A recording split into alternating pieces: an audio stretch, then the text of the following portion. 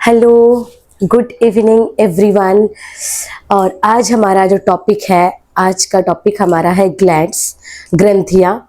और इसी के साथ साथ हम नेक्स्ट वीडियो में डिस्कस करेंगे आप लोगों के साथ हार्मोन के बारे में। लेकिन हार्मोन को जानने से पहले हमें ग्रंथियों के बारे में नॉलेज होना जरूरी है। इसीलिए आज हम ग्रंथियों से स्टार्ट करते हैं, ग्लैंड से, और उसके बाद नेक्स्ट वीडियो में वी विल डिस्कस हार्मोन। ठीक है, तो आइए आज ग्रंथियों से हम स्टार्ट करते हैं।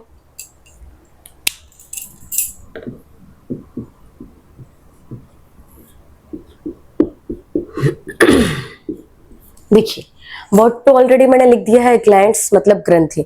ग्रंथि क्या होती है पहले ये जानते हैं हम। ग्रंथि होती क्या है? देखिए, ग्रुप ऑफ सेल्स, कुछ इस तरह की कोशिकाएं होती हैं जिनमें कुछ रासायनिक पदार्थ बनते हैं या पाए जाते हैं और वहीं से वो स्रावित होते हैं। उन्हें हम थैलीनुमा रचना बोल सकते हैं, गुच्छित रचना बोल सकते हैं। मतलब ऐसी रचनाएं जो एक कोशिकाओं के समूह से बनी हुई होती है, जिनके अंदर रासायनिक पदार्थ भरा हुआ रहता है, ये उसके अंदर बनता भी है और यहीं से स्रावित होता है।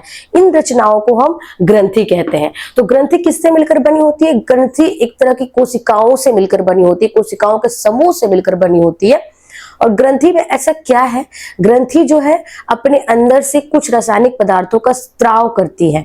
ये हमें जानना होगा। ग्रंथियों की स्पेशलिटी यही होती है कि अपने अंदर से कुछ स्त्रावित करती है। अब ग्रंथियां होती कितने प्रकार की है? हमारे बॉडी में, मनुष्य के शरीर में ग्रंथियां 3 प्रकार से पाई जाती है। चलिए जान लेते हैं क्या क्या होती है ग्रंथियां।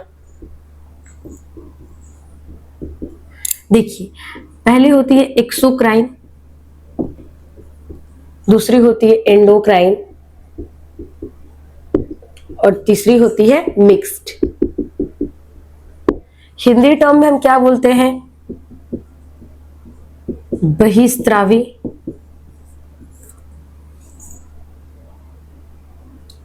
अंतःस्त्रावी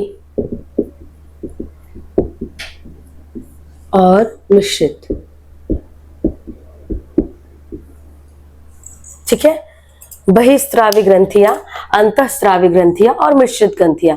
इन English we can say exocrine gland, endocrine gland and mixed gland. Now क्या है एक्सोक्राइन ग्लैंड, इसको समझते हैं। देखिए, बहिस्रावी ग्रंथियां वो होती है जो अपना स्त्राव जो होती है नली के द्वारा निकालती है। मतलब ये अपना जो स्त्राव होती है वो डायरेक्ट ब्लड में नहीं डालती है, डायरेक्ट ब्लड में नहीं डालती है, रक्त के अंदर ये नहीं डालती है। ये अपना स्त्राव एक तरह की नली से करती है। मतलब अपना जो रासायनिक पदार्थ है उसको एक स्थान से दूसरे स्थान तक पहुंचाने के लिए, परिवहन के लिए स्पेसिफिकली हम बोल सकते हैं कि एक नली का इस्तेमाल करती है, जिसे हम नली को इंग्लिश में डक्ट कहते हैं। Hence it is a duct वाला ग्लैंड। इसमें डक्ट के थ्रू परिवहन होता है। समझ गए? अंतःस्रावी ग्रंथि। अच्छा, इसके अंदर बेसिकली क्या आते हैं? एग्जाम्पल्स ले लीजिए। इसके अंदर आती है जितनी भी इंजाइम्स होती है हमारी बॉडी में, पाचन ग्रंथियां जिसको हम बोलते हैं, पाचन ग्रंथि, ये सब जो है बहिस्रावी ग्रंथियां होती है। साथ साथ में जैसे हम बोल सकते हैं लार ग्रंथि हो गई, ये भी एक बहिस्रावी ग्रंथि के नाम से जानी जाती है, या बहिस्रावी ग्रंथि का एग्जाम्पल होती है। अब हम आते हैं अंतःस्रावी ग्रंथि। अंतःस्रावी क्या होती है? जो अपना सिक्रेशन है, जो अपना रासायनिक पदार्थ है वो डायरेक्ट ब्लड में डालती है, ब्लड के थ्रू उसका परिवहन होता है। और ये जो अंतःस्रावी ग्रंथियां होती हैं, ये एग्जाम्पल में हम ले सकते हैं, ये जो होती है बेसिकली हमारी हार्मोन्स होती है। हमारी जो हार्मोन्स होती है वो बेसिकली हमारी अंतःस्रावी ग्रंथियां होती है। जैसे हमारी जो पीयूष ग्रंथि है, पीयूष ग्रंथि आपको पता ही है, पिट्यूटरी ग्लैंड जिसको हम बोलते हैं, पिट्यूटरी ग्लैंड, ये एक अंतःस्रावी ग्रंथि है। ये एक हार्मोन वाला ग्लैंड है जिससे हार्मोन निकलता है, और ये एक अंतःस्रावी ग्रंथि का भी एग्जाम्पल होता है। अच्छा, अंतःस्रावी ग्रंथियां जो होती है, इन्हें अपने स्राव के परिवहन के लिए, अर्थात अपना जो रासायनिक पदार्थ है उसको एक स्थान से दूसरे स्थान तक भेजने के लिए कोई भी स्पेसिफिक नली की आवश्यकता नहीं होती है। जैसे इसमें आपने देखा था, यहाँ पे नली की आवश्यकता पड़ रही थी, मगर इसमें डायरेक्ट ब्लड में जाता है। Hence it is a ductless gland. Ductless मतलब इनमें डक्ट नहीं पाया जाता है। अब आते हैं मिश्रित ग्रंथियां। ये ऐसी ग्रंथियां होती हैं जो एक्सोक्राइन का प्लस एंडोक्राइन का दोनों का काम साथ ही में करती है।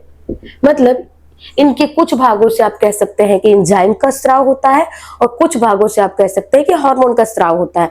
तो ये दोनों का काम साथ ही में करती हैं। इन ग्रंथियों को हम मिश्रित ग्रंथियां कहती हैं। नाम में ही आपको मालूम चल रहा है मिक्स्ड ग्लैंड, मिक्स्ड मतलब मिला हुआ है, दोनों का इसमें जो है फंक्शन मिला हुआ रहता है। इसका एग्जाम्पल हमारा हो जाता है पेनक्रियास। पेनक्रियास जो है ये एक मिश्रित ग्रंथि का उदाहरण है। अब इसी के साथ हम नेक्स्ट क्लास में डिस्कस करेंगे हार्मोन, जो कि बेसिकली एक अंतःस्रावी ग्रंथि का उदाहरण है। अब अंतःस्रावी ग्रंथि को हम और अच्छे से जानेंगे और हार्मोन के बारे में हम अगले क्लास में डिस्कस करेंगे। साथ ही साथ हमारा जो पीयूष ग्रंथि है इसे हम डिस्कस करेंगे। ये हमारे क्लास 10 के टॉपिक में इंक्लूड है, तो हम पीयूष ग्रंथि को अच्छे से पढ़ेंगे। Thank you.